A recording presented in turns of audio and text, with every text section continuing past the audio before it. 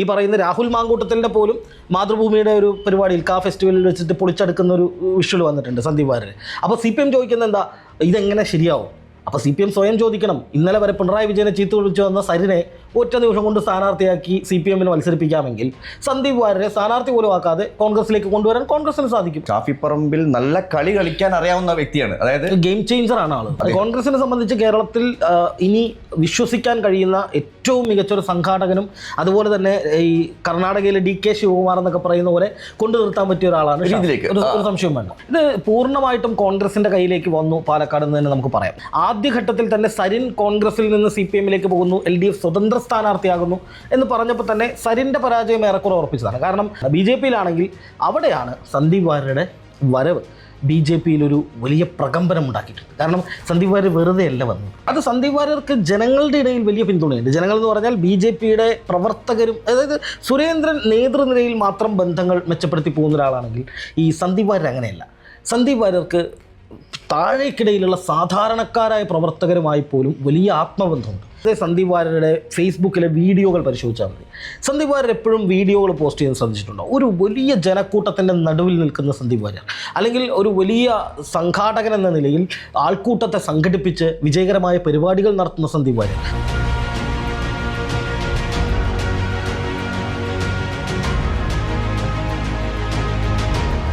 നമസ്കാരം. പാലക്കാട്ടിലെ കഥ മൊത്തം മാറിയിരിക്കുകയാണ്. അതെ, എന്തായിരിക്കും കഥ ഒന്ന് പറയാ? അതായത് വല്ലാത്ത രീതിയിലേക്കുള്ള ട്വിസ്റ്റുകളൊക്കെ നടന്നുകൊണ്ടിരിക്കുന്നത് അല്ലേ? മറ്റെങ്ങുമില്ലാത്ത, അതായത് ഇത്ര കാലം കേട്ടുകേൾവില്ലാത്ത രീതിയിലേക്ക് വലിയ ലെവലിലേക്കുള്ള ട്വിസ്റ്റുകൾ, ചെറിയ ചെറിയ ട്വിസ്റ്റുകളൊക്കെ ഉണ്ടാവാറുണ്ട് തെരഞ്ഞെടുപ്പ് സമയത്ത്. പക്ഷെ ഇത് വല്ലാത്ത രീതിയിൽ സന്ദീപ് വാര്യരെ പോലെ രക്ഷയില്ലാത്ത ട്വിസ്റ്റാണ്. രക്ഷയില്ലാത്ത ട്വിസ്റ്റ് എങ്ങനെയാണ് ശരിക്കും ഏതോ അതിനെ നോക്കിക്കാണുന്നത്? ഞാനിതിനെ കാണുന്നത് ഈ പാലക്കാട് മണ്ഡലത്തെ ആദ്യം തന്നെ നോക്കുമ്പോൾ തുടക്കം മുതലേ ട്വിസ്റ്റുകളാണ്. അതെ, സരിൻ്റെ വരവ്, അതിനുശേഷം അവിടെ ഉണ്ടാകുന്ന വിവാദങ്ങൾ, അതിലെടുക്കുന്ന സമീപനങ്ങൾ ഒക്കെ ട്വിസ്റ്റുകളാണ്. ഓരോ ദിവസവും ഉദ്വേഗം നിറഞ്ഞൊരു സിനിമാ കഥ പോലെ മാറിക്കൊണ്ടിരിക്കുകയാണ് പാലക്കാട്. ഒരു ക്ലൈമാക്സിലേക്ക് പോയിക്കൊണ്ടിരിക്കുകയാണ്. ആ ക്ലൈമാക്സിന് തൊട്ട് മുമ്പായിട്ട് ഒരു വലിയൊരു പഞ്ചായിരുന്നു സന്ദീപ് വാര്യരുടെ വരവ്, കോൺഗ്രസിലേക്കുള്ള വരവ്. അത് സന്ദീപ് വാര്യർ CPM-ലേക്ക് പോയാൽ പോലും നമുക്ക് അത്രയും ഒരു അത്ഭുതം തോന്നില്ല. ഇത് CPM-ലേക്ക് പോകാനുള്ള സാധ്യതയുണ്ട്. AK ബാലനൊക്കെ സന്ദീപ് വാര്യർ നല്ലവനാണെന്ന് പറയുന്നു. MB രാജേഷ് പറയുന്നു സന്ദീപ് വാര്യർ ആശയം വിട്ട് കഴിഞ്ഞാൽ നല്ല മനുഷ്യനാണെന്ന് പറയുന്നു. അങ്ങനെ സന്ദീപ് വാര്യർ CPM-ലേക്ക് എന്ന രീതിയിൽ, കാരണം CPM അവിടെ സരിനെ കൊണ്ടുവരുന്നു, പിന്നാലെ കുറേ കോൺഗ്രസ്സുകാരെയൊക്കെ CPM-ലേക്ക് കൊണ്ടുവരുന്നത്. അപ്പോൾ CPM ആണ് അവിടെ മറ്റു പാർട്ടികളിൽ നിന്ന് ആളുകളെ ഗ്രാബ് ചെയ്യാമെന്നാണ് എല്ലാവരും കരുതിക്കൊണ്ടിരുന്നത്. പെട്ടെന്നാണ് സന്ദീപ് വാര്യർ കോൺഗ്രസിലേക്ക് എന്നുള്ള വാർത്ത, അത് ബ്രേക്കിംഗ് ന്യൂസ് വരുന്നു. അല്പസമയത്തിനകം തന്നെ വാർത്താ സമ്മേളനം, വളരെ രഹസ്യമായിട്ടുള്ള എന്നാൽ അത്രയും പവർഫുൾ ആയിട്ടുള്ള ഒരു ഓപ്പറേഷൻ. എനിക്ക് തോന്നുന്നു ഷാഫി പറമ്പിലൊക്കെ അതിൽ നിർണായകമായ റോള് വഹിച്ചിട്ടുണ്ടെന്ന് തന്നെയാണ് എനിക്ക്. ഈ ഷാഫി പറമ്പിൽ എന്നുള്ള വ്യക്തി പലപ്പോഴും ഞാൻ മുൻപും പറഞ്ഞിട്ടുള്ള വിഷയമാണത്. ഷാഫി പറമ്പിൽ നല്ല കളി കളിക്കാൻ അറിയാവുന്ന വ്യക്തിയാണ്, അതായത് ഗെയിം ചേഞ്ചർ ആണ് ആള് ഭയങ്കരമായിട്ട്. അതായത് ശരിക്കും എന്താണ് പറയാ, കേരളത്തിൽ തന്നെ നല്ലൊരു ലീഡർ കൂടെ തന്നെയാണ് കേട്ടോ. കോൺഗ്രസിനെ സംബന്ധിച്ച് കേരളത്തിൽ ഇനി വിശ്വസിക്കാൻ കഴിയുന്ന ഏറ്റവും മികച്ചൊരു സംഘാടകനും അതുപോലെ തന്നെ ഈ കർണാടകയിലെ DK ശിവകുമാർ എന്നൊക്കെ പറയുന്ന പോലെ കൊണ്ടു നിർത്താൻ പറ്റിയ ഒരാളാണ്. ഇതിലേക്ക് ഒരു സംശയം വേണ്ട. ആളുകള് ഇപ്പോൾ തന്നെ ഒന്ന് ആലോചിച്ച് നോക്കൂ. ഞാൻ പാലക്കാടൊക്കെ കുറച്ച് ബൈറ്റ് എടുത്ത സമയത്തൊക്കെ അവർ പറയുന്നത് ഷാഫി പറമ്പിൽ മുഖ്യമന്ത്രി ആവണം എന്നുള്ളതാണ്. ആ രീതിയിലേക്ക് ജനങ്ങളുടെ വികാരം വന്നു എന്നുള്ളതാണ്. രണ്ടാമത്തെ കാര്യം എന്താ വെച്ചാൽ, ഈ പാലക്കാട് സീറ്റ് ഒരു കാരണവശാലും കിട്ടും എന്നുള്ള രീതിയിലേക്ക് രണ്ട് പാർട്ടികൾ നിന്നിരുന്നത്.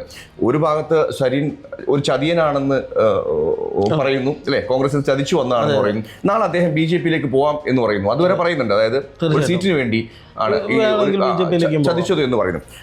ഇത്തരം രീതിയിലേക്ക് ശരിക്കും പാലക്കാട്ടത്തെ ഒരു സന്ദീപ് വാര്യർ മാറിയോടുകൂടെയുള്ള ഒരു ചേഞ്ച് എന്തായിരിക്കും ശരിക്കും? ഇത് പൂർണ്ണമായിട്ടും കോൺഗ്രസിൻ്റെ കയ്യിലേക്ക് വന്നു പാലക്കാട് എന്ന് തന്നെ നമുക്ക് പറയാം. കാരണം ഇനി അതിനകത്ത് വേറെ ചർച്ചയുടെ ആവശ്യമൊന്നുമില്ല. കാരണം ആദ്യഘട്ടത്തിൽ തന്നെ സരിൻ കോൺഗ്രസിൽ നിന്ന് CPM-ലേക്ക് പോകുന്നു, LDF സ്വതന്ത്ര സ്ഥാനാർത്ഥിയാകുന്നു എന്ന് പറഞ്ഞപ്പോൾ തന്നെ സരിൻ്റെ പരാജയം ഏറെക്കുറെ ഉറപ്പിച്ചതാണ്. കാരണം സരിന് വലിയ തോതിലുള്ള ഒരു ബാക്ക് സപ്പോർട്ട് CPM-ൽ നിന്നില്ല എന്നുള്ളത് പ്രചാരണ രംഗത്ത് നമ്മൾ മനസ്സിലാക്കിയിട്ടുണ്ട്. അതിനുള്ള കാരണം എന്ന് പറഞ്ഞാൽ ട്രോളി വിവാദം മാത്രം നോക്കിയാൽ മതി. ഇപ്പോൾ ട്രോളി വിവാദം ഉണ്ടായ സമയത്ത് സരിൻ പറഞ്ഞതല്ല പാർട്ടി സെക്രട്ടറി പറയുന്നത്, ഇവർ രണ്ടുപേരും പറയുന്നതല്ല അവിടുത്തെ CPM നേതാക്കൾ പറയുന്നത്. അപ്പോൾ CPM-നുള്ളിൽ വലിയ തോതിലുള്ള ഒരു ഏകോപനത്തിൻ്റെ കുറവ് ഒരു തർക്കങ്ങൾ അല്ലെങ്കിൽ സരിൻ്റെ സ്ഥാനാർത്ഥിത്വം മറ്റാരെയൊക്കെയോ വിഷമിപ്പിച്ചിട്ടുണ്ട്, അല്ലെങ്കിൽ സ്ഥാനാർത്ഥി മോഹികളും അവരുടെ ഒരു ഗ്രൂപ്പിനും വലിയ തിരിച്ചടി ഉണ്ടായിട്ടുണ്ട്.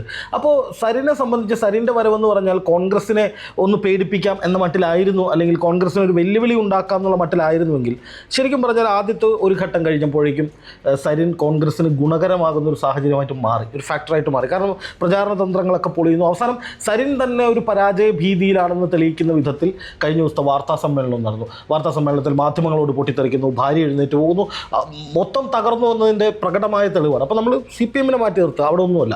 അല്ലെങ്കിലും 3ാം സ്ഥാനത്ത് തന്നെയാണ് CPM, അതിൽ കുറഞ്ഞു വലുതായിട്ടൊന്നും സംഭവിക്കാൻ പോകുന്നില്ല.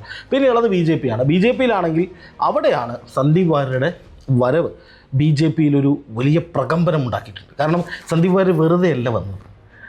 കെ സുരേന്ദ്രനെയും ഈ പറയുന്ന കൃഷ്ണകുമാറിനെയും അടക്കം എല്ലാവരെയും നല്ല രീതിയിൽ വിമർശിച്ചുകൊണ്ടും രൂക്ഷമായി കടന്നാക്രമിച്ചുകൊണ്ടും അതുപോലെ തന്നെ നിരവധി BJP നേതാക്കളെ അല്ലെങ്കിൽ പ്രവർത്തകരെ കോൺഗ്രസിലേക്ക് കൊണ്ടുവരുമെന്ന് പറഞ്ഞുകൊണ്ടും അതിനപ്പുറം BJP-ക്കുള്ളിൽ ഇപ്പോഴും വലിയ കലാപം നടന്നുകൊണ്ടിരിക്കുകയാണ് എന്ന് BJP അണികളോടും പ്രവർത്തകരോടുമൊക്കെ ബോധ്യപ്പെടുത്തിക്കൊണ്ടുമാണ് ഈ പറയുന്ന സന്ദീപ് വാര്യർ വന്നിരിക്കുന്നത്.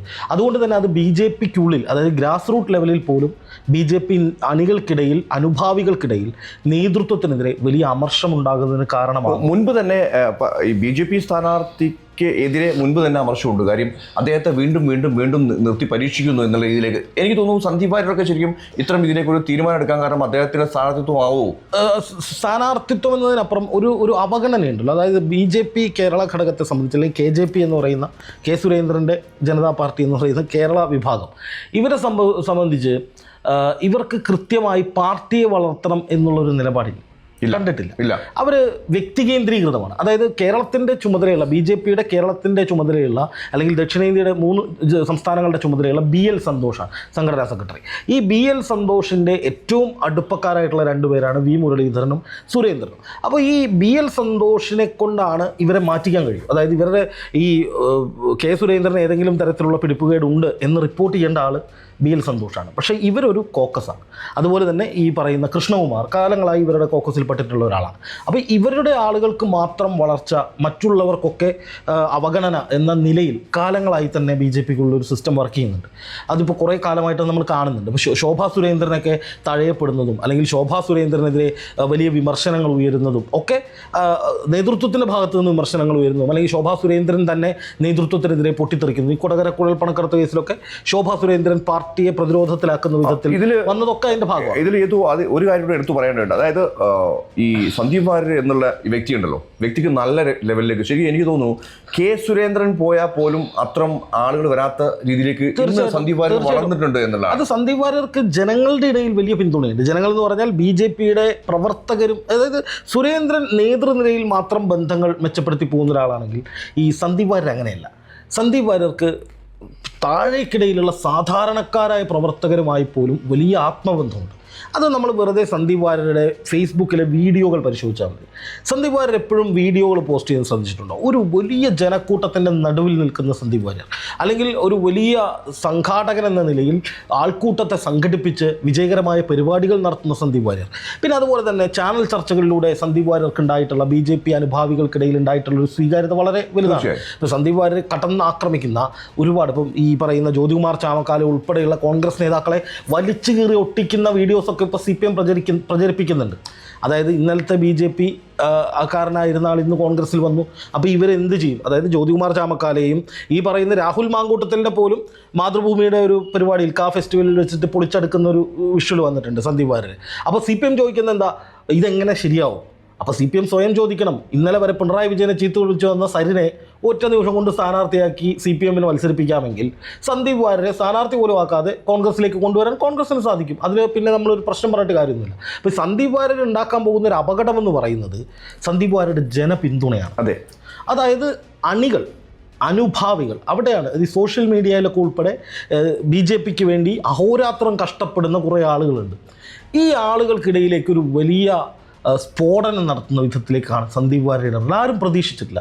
ഇപ്പോൾ സന്ദീപ് വാര്യർ പാർട്ടിയിൽ നിന്ന് മാറി ഒരു വിമതനായി നിൽക്കുകയാണെങ്കിൽ പോലും ആളുകൾ അംഗീകരിക്കും, അല്ലെങ്കിൽ BJP-ക്കാർക്ക് അത് കുഴപ്പമില്ല എന്ന് പറയാം. പക്ഷേ ഇത് നേരെ കോൺഗ്രസിലേക്ക് പോകാമെന്ന് പറയുകയും ഇത്രയും കാലം BJP-ക്കുള്ളിൽ അനുഭവിക്കേണ്ടി വന്ന പീഡനങ്ങളെക്കുറിച്ച് വ്യക്തമാക്കുകയും ചെയ്യുമ്പോൾ ഇത് അനുഭാവികൾക്കും അണികൾക്കും, അതായത് BJP-ക്ക് കേരളത്തിൽ ഇനി വളർന്നു വരണമെങ്കിൽ അല്ലെങ്കിൽ മുന്നോട്ട് പോകണമെങ്കിൽ ഏറ്റവും അധികം പിന്തുണയ്ക്കേണ്ടത് ഈ അനുഭാവികളും അണികളും ഒക്കെ അടങ്ങുന്ന ഒരു വിഭാഗമാണ്.